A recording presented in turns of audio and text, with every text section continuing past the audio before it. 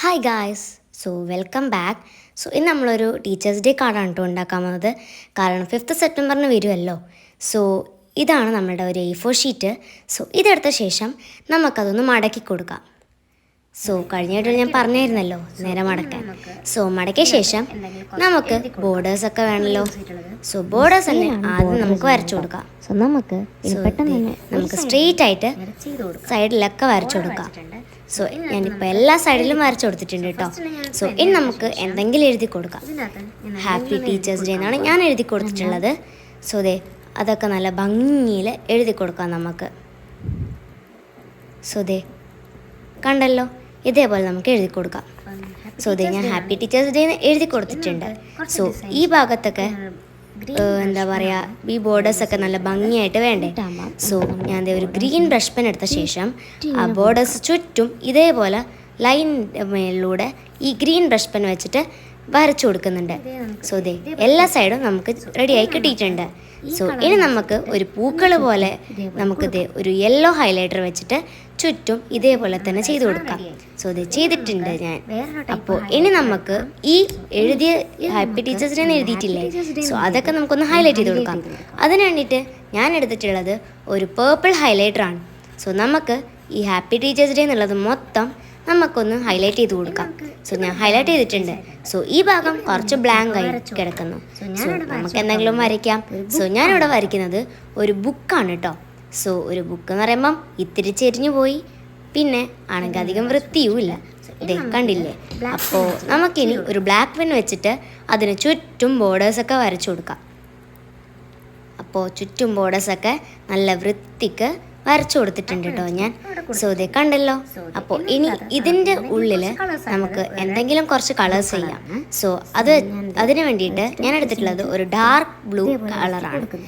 അതിൻ്റെ ബോർഡേഴ്സ് മൊത്തം ആദ്യം തന്നെ ഞാൻ കളർ അടിച്ചു കൊടുത്ത ശേഷം പിന്നെ അതിൻ്റെ ഇൻസൈഡായിട്ട് മൊത്തം അടിച്ചു കൊടുത്തു. ഈ ഭാഗം നമുക്ക് റെഡിയായി. ഉള്ളിൽ ഇതിൻ്റെ ബ്ലാങ്കായി കിടക്കണോ? അപ്പോൾ പുറത്തേ പോലെ തന്നെ നമുക്ക് ഇവിടെയും ബോർഡർ വരച്ചാലോ. ഞാൻ സ്കെയിലും പെൻസിലും വീണ്ടും എടുത്ത ശേഷം ഇതിൻ്റെ ചുറ്റും വീണ്ടും ബോർഡർ വരച്ചു കൊടുത്തു. ഞാൻ ഇപ്രാവശ്യം ഒരു സൈഡല്ല വരച്ചത് കേട്ടോ, ആ 2 പേജിലും ഞാൻ വരച്ചു. കണ്ടല്ലോ. ഇനി നമുക്ക് ഈ ഒരു ഭാഗത്ത് ഈ ഒരു ബ്ലാങ്ക് ആയി കിടന്നല്ലോ ആ നടുക്ക്.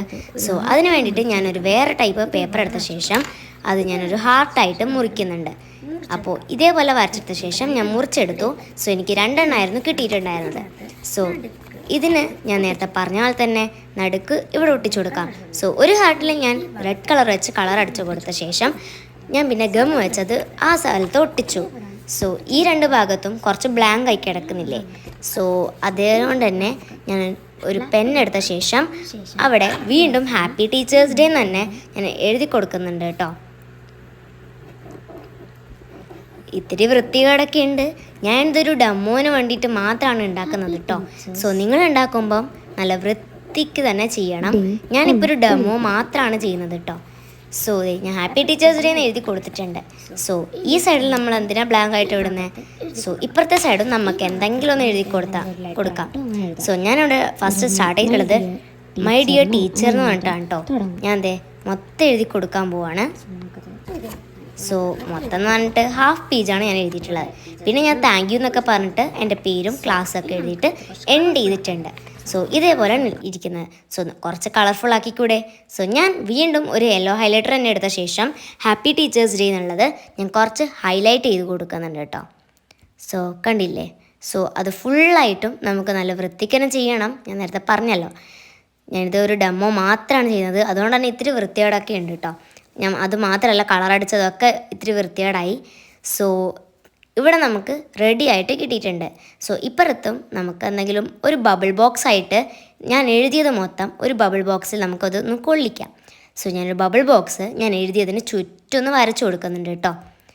പിന്നെ ഞാൻ അതിന് ചുറ്റും ഇത്തിരി ഇതേപോലെ തന്നെ ഒരു ഷെയ്ഡിങ് കൊടുത്ത ശേഷം 2 സൈഡിലുള്ള കളറായതുകൊണ്ട് തന്നെ 2 സൈഡിലുള്ള കളേഴ്സും ഞാൻ യൂസ് ചെയ്തിട്ട് ഇതേപോലെ ഒന്ന് ഷെയ്ഡ് ചെയ്ത് കൊടുത്തു. പിന്നെ താങ്ക് യു വെറുതെ എന്തിനാ അങ്ങനെ കളയുന്നത്. നമ്മളൊരു ഗ്രീൻ ഹൈലൈറ്റർ എടുത്ത ശേഷം അതിന് ചുറ്റും ഞാനിങ്ങനെ ചെയ്ത് കൊടുക്കുന്നുണ്ട് കേട്ടോ. അപ്പോൾ നമ്മളുടെ ഹൈലൈറ്റിംഗ് ഒക്കെ കഴിഞ്ഞു. ഇതാണ് നമ്മളുടെ ഫൈനൽ ലുക്ക് എന്ന് പറയുന്നത് കേട്ടോ. ഈ ഭാഗത്തുള്ള ഇത് കണ്ടല്ലോ, ഇതാണ് നമ്മളുടെ ഫ്രണ്ട് പേജ് എന്നൊക്കെ പറയുമ്പം.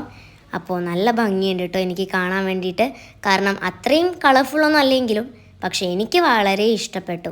കാരണം ഞാൻ ആദ്യമായിട്ടാണ് ഇങ്ങനെയൊക്കെ ചെയ്യുന്നത്. അപ്പോൾ ഇഷ്ടപ്പെട്ട ലൈക്കും സബ്സ്ക്രൈബും കമൻറ്റും ചെയ്യണേ.